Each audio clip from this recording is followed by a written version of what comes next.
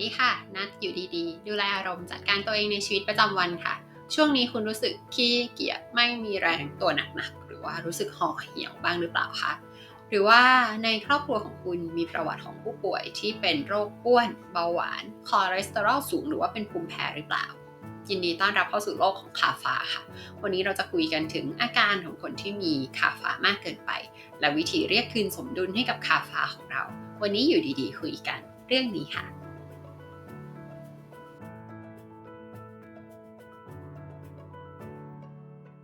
สำหรับท่านที่ยังไม่ได้ทำแบบทดสอบประเภทของกายและจิตนะคะไปทำดูได้เลยนัดสร้างเป็นเพลย์ลิสต์อายุรเวทพื้นฐานแบบไม่ใช้สับยากไว้ให้แล้วนะคะถ้าเกิดพลาดชมตอนไหนก็ไปจิ้มดูย้อนหลังได้ตามสะดวกเลยค่ะ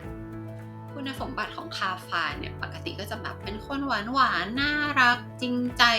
มั่นคงมีความสม่ำเสมอนะคะแต่ว่าคุณสมบัติเหล่านี้ถ้าเกิดเรามีมากเกินไปมันก็จะกลายเป็นความหนักความเหนื่อยความเฉื่อยความซ้ำซากจำเจนะคะเวลาเรามีคาฟามากๆเนี่ยเราจะกลายเป็นคนที่ยึดติดกับข้าวของยึดติดกับแนวคิดยึดติดกับความสัมพันธ์คือเกาะแน่นทั้งที่มันไม่ได้แบบหล่อเลี้ยงทำนุบำรุงจิตใจเราแล้วแต่เราก็ยังเกาะติดกับสิ่งเหล่านี้ไว้แน่นนะคะคือไม่เปิดใจไม่ยอมรับความเปลี่ยนแปลงคือรู้แหละว่า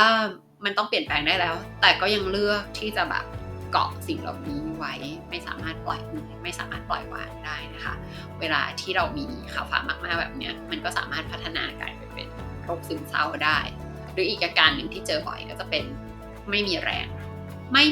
นี้ไม่ใช่แบบพักแป๊บนึงเดี๋ยวก็แบบหายเหนื่อยไม่ใช่นะคะมันไม่มีแรงจริงๆจนคุณจะต้องดื่มกาแฟวันละแบบ3แก้ว4แก้ว5แก้วหรือไม่ก็ต้องพึ่งเครื่องดื่มชูกำลังไม่อย่างนั้นอ่ะคุณไม่สามารถพยุงร่างตัวเองให้อยู่ครบจนจบวันเพื่อทำงานหรือใช้ชีวิตตามปกติของคุณได้เลยมันคือไม่มีแรงแบบนั้นเลยค่ะการหนึ่งก็คือคุณจะสังเกตชัดเจนมากว่าคุณพลาดวันประกันพรุ่งอะไรเลื่อนได้เลื่อนอะไรรอได้รอถามว่าแบบจริงๆถ้าทำตอนนี้เลยทำได้ไหมทำได้เวลาก็มีแต่คุณก็ไม่ทำนะคะอีกตัวหนึ่งที่เห็นชัดก็คือคุณจะสังเกตว่าตัวเองเคลื่อนไหวช้าลงค่ะคุณจะเคลื่อนไหวช้าลงมากจนสุดท้ายแล้ววันหนึ่งคุณแทบไม่กระดิกตัวเลยถ้าเกิดคุณ work from home คุณเดินไม่ถึง1,900ต่อวันแน่นอนนะคะหรือถ้าเกิดว่าคุณนั่งอยู่บนเก้าอี้ทำงานคุณก็จะนั่งอย่างนั้นทั้งวันหรือว่าถ้าเกิดคุณอยู่บนโซฟาอยู่บนเตียงเนี่ยคุณก็จะนั่งอยู่แบบนั้นตลอดไปไม่ทำอะไรเลยนอกจากลุกไปห้องน้ำอาการนึงก็คือคุณจะไม่อยากพบเจอผู้คนมันไม่ใช่การปลีกวิเวกที่แบบรู้สึกสันโดษแล้วรู้สึกดีสงบสุขไม่ใช่นะคะมันจะเป็นอาการไม่อยากเข้าสังคมไม่อยากพบเจอใครเพราะว่าฉันกลัวว่าคนอื่นจะเห็นว่าฉันเป็นคนไม่เอาไหนคนอื่นจะรู้ว่าฉันเป็นคนไม่ได้เรื่องนะคะก็จะเกิดอาการแบบไม่อยากพบเจอผู้คนแล้วก็คุยกับคนน้อยลงมากๆนะคะคุณจะเกิดการเปรียบเทียบตัวเองกับคนอื่นแล้วก็จะเห็นแต่สิ่งดีๆที่คนอื่นเขามีแล้วก็จะมองเห็นแต่ความขาดของตัวเองนะคะข้างในตัวคุณลึกๆมันจะเกิดความรุนแรง2ชนิดเกิดขึ้นตัวหนึ่งคือความโลภกับอีกตัวหนึ่งคือความเลือดเย็นนะคะซึ่งก็แล้วแต่ว่ามันจะแบบแสดงออกมาในแบบไหนมันอาจจะเป็นแค่สิ่งที่ผุดขึ้นมาในใจคุณหรือมันอาจจะกลายเป็นสิ่งที่แบบแสดงออกมาแล้วก็ได้นะคะคาฟาเนี่ยคุณสมบัติอย่างที่บอกไปว่าถ้ามีแต่พอดีมันก็คือความหวานซื่อๆน่ารักจริงใจแต่ถ้าเกิดมีมากเกินไปมันก็เหมือนการเคี่ยวน้ำตาลจนข้นจนหนืดมันก็จะเหนอะเปรอะแล้วก็แบบยึดติดกับทุกสิ่งทุกอย่างนะคะก็นี่ก็เป็นอาการคร่าวๆสำหรับคนที่มีคาฟามากเกินไปค่ะแล้วเราจะต้องทำยังไงเพื่อเรียกคืนสมดุลกลับคืนมาสู่คาฟาของเรากันล่ะ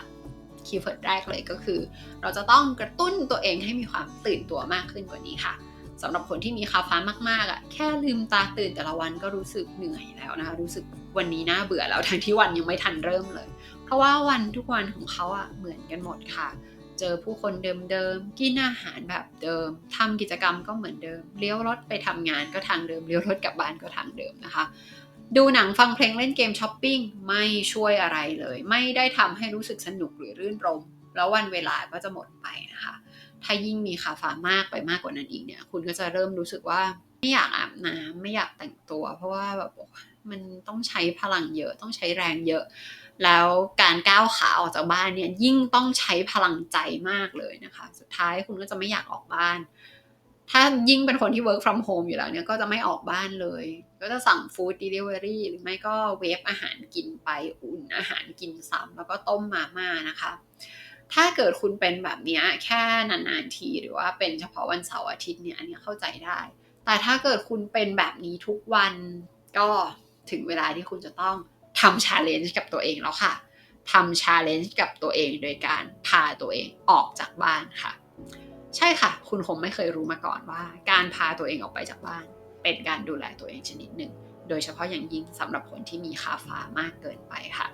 พาตัวเองออกไปสถานที่ใหม่ๆพาตัวเองออกไปทำกิจกรรมใหม่ๆพาตัวเองออกไปพบเจอผู้คนใหม่ๆสัมผัสประสบการณ์ใหม่ๆที่เราไม่เคยสัมผัสมาก่อนนะคะคาฟ้าประกอบขึ้นจากธาตุดินแล้วก็ธาตุน้ำนะคะด้วยธรรมชาติของเขาจะมีความมั่นคงแล้วก็ความช้าอยู่แล้วถ้าเกิดเรายิ่งมีคาฟ้ามากขึ้นไปอีกเนี่ยมันก็จะทำให้เรารู้สึกอึมครึมแล้วก็เข้าสู่โหมดเฉื่อยในระดับหอยทากนะคะดังนั้นถ้าเกิดคุณมีคาฟ้ามากเกินไปเนี่ยคุณต้องกระตุ้นตัวเองให้หลุดออกจาก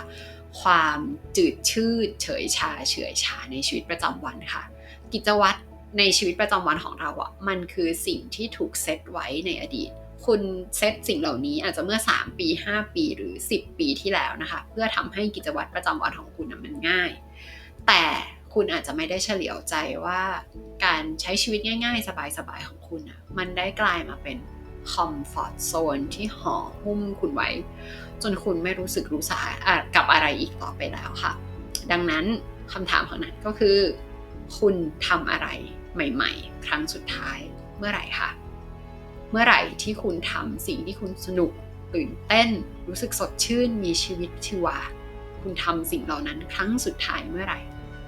ถ้าเกิดคุณไม่เคยลองซื้อดอกไม้ให้ตัวเองก็อาจจะซื้อดอกไม้ให้ตัวเองหรือว่าซื้อดอกไม้ให้เพื่อนก็ได้นะคะถ้าเกิดคุณไม่เคยทำงานการกุศลมาก่อนคุณก็อาจจะลองไปทำงานบริการสาธารณประโยชน์ดูก็ได้ถ้าคุณไม่เคยปลูกป่าก็ลองไปปลูกป่าดูถ้าคุณได้แต่เฝ้ามองดูผู้คนใน YouTube TikTok Instagram ทำโน่นนี่นั่นมานานหลายปีบางทีนี่ก็อาจจะเป็นโอกาสที่ดีที่คุณจะลุกขึ้นมาไปลองทำสิ่งเหล่านั้นค่ะชีวิตคือการผจญภัยนะคะถ้าเกิดว่าคุณเผื่อจะลืมไปถ้าชีวิตของคุณจืดชืดแล้วก็อึมครึมมานานก็กระตุ้นตัวเองให้ลองทำสิ่งใหม่ๆที่คุณไม่เคยทำดูค่ะถ้าคุณเป็นคนที่มีคาฟามากเกินไปจนถึงระดับที่แบบไม่มีแรงแบบไม่สามารถใช้ชีวิตตามปกติได้เลยนะคะเครื่องมือแรกที่คุณควรจะเริ่มลงมือทำตอนนี้เลยก็คือเริ่มนั่งสมาธิค่ะคุณคงทราบอยู่แล้วแหละว่าสมาธิมันสามารถช่วยลดความเครียดได้ช่วยทำให้โฟกัสของเราดีขึ้นปรับอารมณ์สมดุลให้กับอารมณ์ของเราได้นะคะ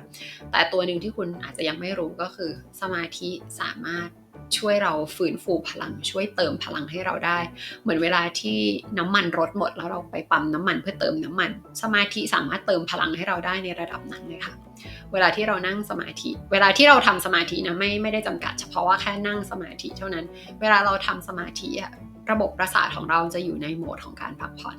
ถ้าเราสามารถเข้าถึงสมาธิในระดับลึกได้แล้วร่างกายของเราจะเข้าสู่โหมดพักผ่อนแต่ว่าจิตของเราจะแจ่มใส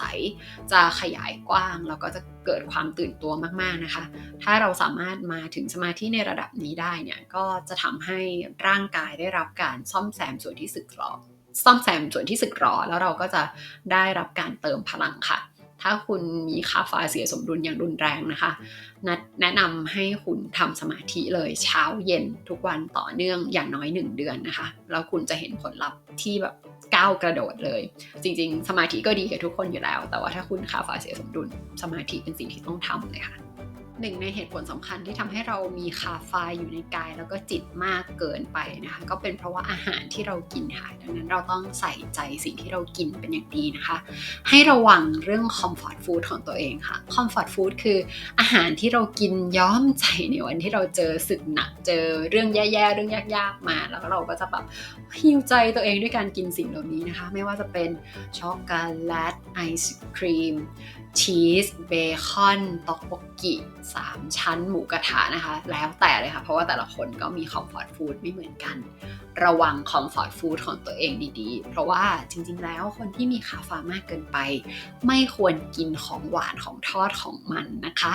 ให้คุณลดอาหารที่มีรสหวานเค็มเปรี้ยวลงแต่ว่าเพิ่มการกินอาหารที่มีรสเผ็ด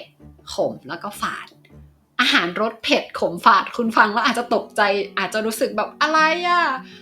เชื่อนัดค่ะมันไม่ได้แย่หรือว่าสยองขวัญอย่างที่คุณได้ยินค่ะเพราะว่าจริงๆแล้วรสขมกับรสฝาดเนี่ยมันเป็นรสชาติที่ซับซ้อนกว่ารสหวานมากเลยนะคะเวลากินอาหารโดยเฉพาะผักผลไม้ใหม่ๆแปลกๆที่คุณไม่เคยกินมาก่อนนะให้ตั้งใจพิจารณารสชาติอาหารดีๆมันมีความเลเยอร์ที่ซ้อนทับกันอยู่นะคะ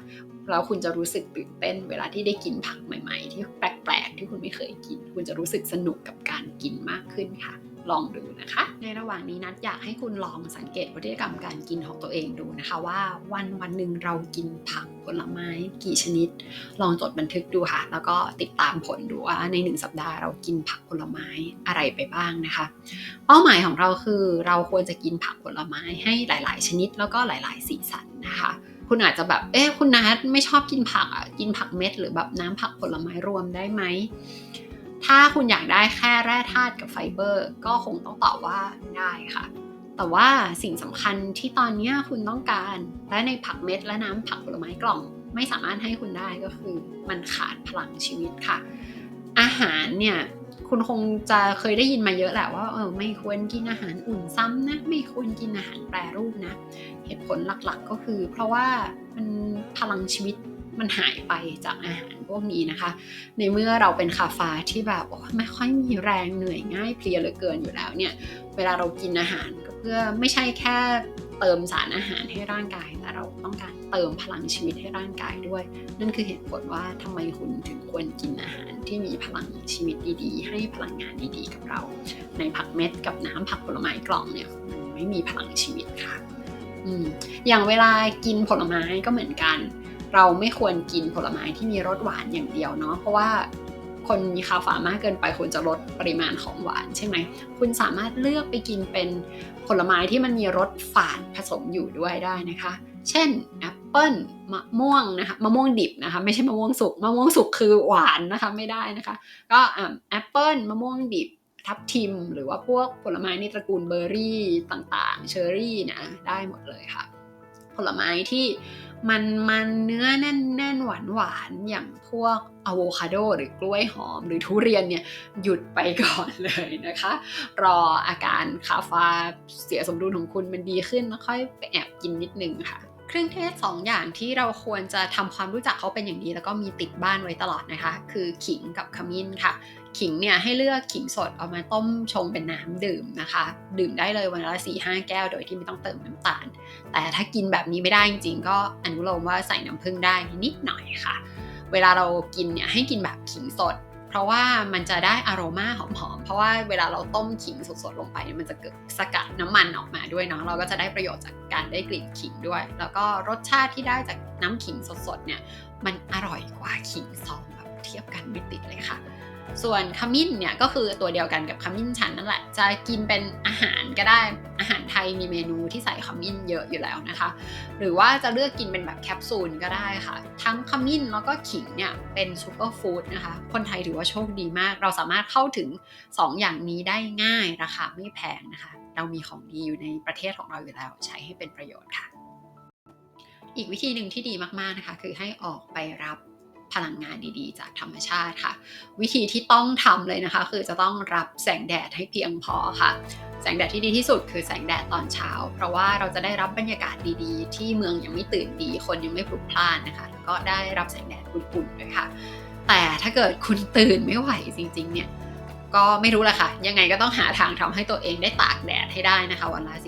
15-20 นาทีเพราะว่าในแสงแดดมีแต่คุณสมบัติดีๆที่สามารถช่วยคนที่มีคาฟาเสียสมดุลได้ค่ะยังไงก็ต้องพาตัวเองไปตากแดดให้ได้นะคะจริงๆแล้วในบรรดาเครื่องมือทั้งหมดที่นัดเล่ามาในวันนี้ตัวที่ impact สูงสุดกับคนที่มีคาฟามากเกินไปนะคะคือการออกกำลังกายค่ะคุณฟังแล้วคุณอาจจะแบบทำไมใจร้ายแบบมันคนไม่มีแรงแล้วจะให้ลุกไปออกกำลังกายหรอ คือถ้าเกิดคุณไม่มีแรงเลยจริงๆเนี่ยมันต้องเริ่มต้นที่การฟื้นฟูพลังด้วยการนั่งสมาธิก่อน1 เดือนอย่างที่นัทบอกไปค่ะแล้วก็อย่าเริ่มใหญ่ให้เริ่มเล็กๆพอนะคะให้เริ่มจากแค่เดินรอบบ้าน10 นาทีแล้วค่อยๆขยับเป็น15 นาที20 นาทีค่ะแล้วถ้าเกิดคุณพอจะมีแรงมากขึ้นมันก็อาจจะเป็นไปได้ว่าคุณจะขยับมาวิ่งจ็อกกิ้งหรือว่าปั่นจักรยานนะคะ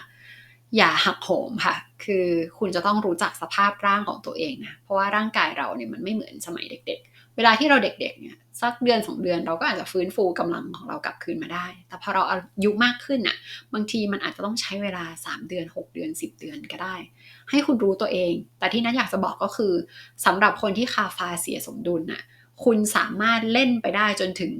ขณะที่ว่ายกเวทศิลปะการป้องกันตัวได้ทุกชนิดหรือว่าการเต้นแบบแรงๆเร็วๆพวกซุมบ้าแอโรบิกเนี่ย K-pop dance ทั้งหลายเนี่ยได้หมดเลยนะคะคือให้คุณรู้ตัวเองว่าคุณสามารถเพิ่มระดับความ intense ของชนิดกีฬาได้ไปจนถึงเลเวลนั้นแล้วจริงๆแล้วกีฬาที่เมื่อกี้พูดมาเนี่ยคือกีฬาที่มีผลดีแบบสุดๆกับคนที่ค่าฟ้าเสียสมดุลก็มีพลอยได้อย่างหนึ่งนะคะจากการที่นัดได้เพราะว่าเรียนอายุรเวทมาก็คือว่ามันทำให้เราให้อภัยง่ายขึ้นค่ะทั้งให้อภัยตัวเองแล้วก็ให้อภัยคนอื่นด้วยเพราะว่าอายุรเวทมันทำให้เราเข้าใจตัวเองดีขึ้นพอเราเข้าใจตัวเองเราก็เลยเข้าใจคนอื่นตามไปด้วยค่ะเมื่อก่อนเวลาถ้าเกิดเจอคนพูดจาไม่ดีใส่ทำตัวไม่ค่อยน่ารักใส่เนี่ยเราก็คงจะแบบจัดเข้าไปแล้วว่าเป็นคนอย่างงู้นอย่างนี้แล้วเราก็คงจะรู้สึกหงุดหงิดติดอยู่ในใจใช่ไหมคะแต่เดี๋ยวนี้เวลาเจอคนทำตัวไม่น่ารักใส่เราก็จะแค่อ๋อพิษตามากเกินไปอ๋อคาฟ้ามากเกินไปนะคะหลายๆทีเราก็จะเกิดความรู้สึกว่าแบบรู้สึกสงสารเขาเนาะเพราะว่าที่เขาเป็นแบบเนี้ยเป็นเพราะว่าเขาไม่รู้วิธีปรับสมดุลตัวเองมันก็เลยทำให้เขาหลุดพูดจาไม่ดีแบบนี้หรือว่าแสดงกิริยาไม่ดีแบบนี้ออกมาค่ะมันพอคิดแบบนี้แล้วมันก็เลยแบบให้อภัยคนอื่นได้ง่ายขึ้นใส่ใจคำวิจารณ์คนอื่นน้อยลงแล้วก็เลยใช้ชีวิตได้แบบสุขสงบมากขึ้นเนาะก็เราเรารู้สึกระวางอะไรได้เร็วขึ้นเรื่องยากๆที่ถ้าเป็นเมื่อก่อนอาจจะใช้เวลาแบบเป็นปีหรือว่าหลายปีที่จะจัดการหรือย่อยความรู้สึกย่อยยากทั้งหลายเหล่านั้น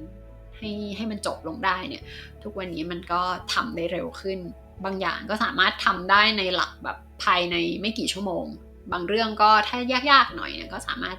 จบมันได้ภายในแบบไม่กี่สัปดาห์หรือว่าไม่กี่เดือนนะคะซึ่งนัดถือว่าเนี่ยมันเป็นพัฒนาการที่ดีมากๆแล้วเมื่อเทียบกับก่อนหน้านี้ที่เรายังไม่ได้เรียนอายุรเวทมาเนาะเราก็มองว่าโอ้เราเนี่ยช่างโชคดีจริงๆที่ได้มาค้นพบสิ่งนี้นะคะแต่ก็อย่างที่นัดบอกไปนั่นแหละว่าดูแลตัวเองมันไม่ใช่กิจกรรมทำครั้งเดียวจบการดูแลตัวเองมันคือการออกเดินทางตัวนัดเองได้ออกเดินทางบนเส้นทางของนัดแล้วนัดก็หวังว่าคุณจะได้เริ่มต้นแล้วก็ออกเดินทางบนเส้นทางของคุณเช่นกันค่ะ หลังจากดูเนื้อหาเกี่ยวกับอายุรเวทติดต่อกันต่อเนื่องมาหลายสัปดาห์หนึ่งอย่างที่คุณได้เรียนรู้คืออะไรคะและเครื่องมือตัวไหนที่คุณอยากจะหยิบไปทดลองใช้บ้างเขียนมาเล่าให้ฟังตรงช่องคอมเมนต์ด้านล่างนี้ได้เลยนะคะนัดจะรออ่านอยู่ค่ะถ้าคุณมองเห็นว่าซีรีส์อายุรเวทนี้พอจะมีประโยชน์บ้างแล้วก็อย่าลืมแชร์เพลย์ลิสต์อายุรเวทพื้นฐานแบบไม่ใช้ศัพท์ยากให้กับเพื่อนๆของคุณค่ะอย่างน้อยเพื่อนๆก็จะได้รู้ว่าพวกเขามีประเภทของกายและจิตเป็นแบบไหนกันนะคะขอบคุณที่ติดตามรับชมอยู่ดีๆ Live Well อย่าลืมว่าคนสร้างสรรค์ใช้ชีวิตสร้างสรรค์ดูแลตัวเองทุกท่านสวัสดีค่ะ